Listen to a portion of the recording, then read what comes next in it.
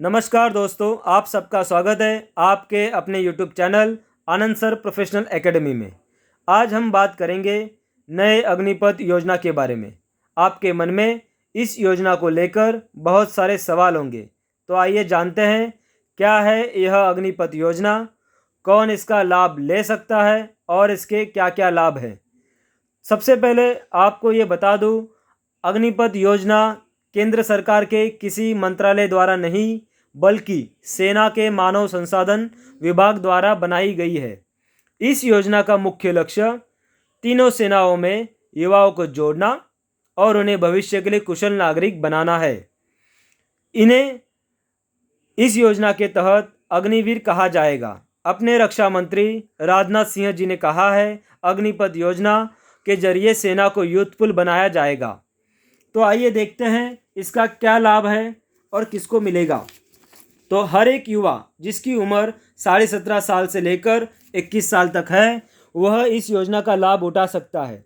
सेना ने इस साल 2022 में 23 साल तक के युवाओं को ये लाभ उठाने के लिए अनुमति दी गई है।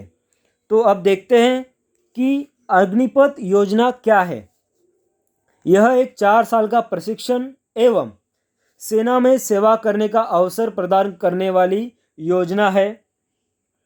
आपको सेना के तीनों दलों में से किसी एक दल में सेवा करने का मौका मिलेगा। 4 साल के बाद 25% अग्निवीर सेना में परमानेंट सेवा करने के लिए चुने जाएंगे और 75% सेवा करने वाले अग्निवीरों को सेवानिवृत्ति दी जाएगी। अब आप कहोगे 4 साल के बाद अगर मैं रिटायर हो जाऊंगा तो इस योजना का मुझे लाभ क्या मिलेगा। तो पहले तो इसकी लाभ क्या है वो समझते हैं। आपको हर साल 30,000 प्रति महीना वेतन मिलेगा, जो हर साल बढ़ाया जाएगा और आखिरी साल 40,000 रुपये मिलेगा। अब आप ही बताओ कि 20 साल की उम्र में आपको कौन सी कंपनी 30,000 महीना देने वाली है।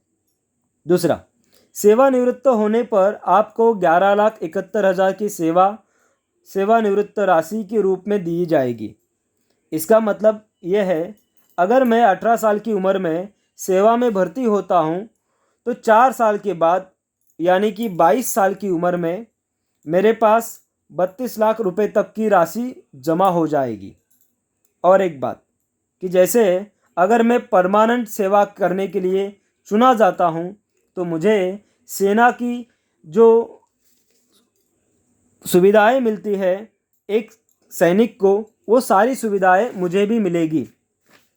अगर मैं 4 साल के बाद रिटायर हो जाता हूँ तो जो अग्निवीर है उसे राज्य के पुलिस सेवा में, असम राइफल सेवा में, केंद्रीय सशस्त्र बल में, ऐसे ही विभिन्न सरकारी योजनाओं में पहले प्राथमिकता दी जाएगी। और अगर इस सेवा करने के दौरान कोई अग्निवीर शहीद हो जाता है तो उसके परिवार को 1 करोड़ रुपया दिया जाएगा। मान लीजिए कि अगर वह विकलांग हो गया तो उसे 48 लाख रुपया मिलेगा। तो क्या ये घाटे का सौदा है? मान लीजिए कि एक सेवानिवृत्त अग्निवीर किसी अन्य सुरक्षा बल में नौकरी करने के बजाय वह सेवा निधि का उपयोग करके कोई व्यवसाय शुरू करता है और उसे कुछ अधिक पैसों की ज़रूरत है, तो वह सरकार से 10 लाख तक का कर्ज ले सकता है। तो ये एक फ़ायदेमंद योजना है जो हर एक युवा के लिए अच्छी रहेगी। इस योजना के तहत हर साल 1,60,000 युवाओं को भर्ती की जाएगी अग्निवीर के तहत।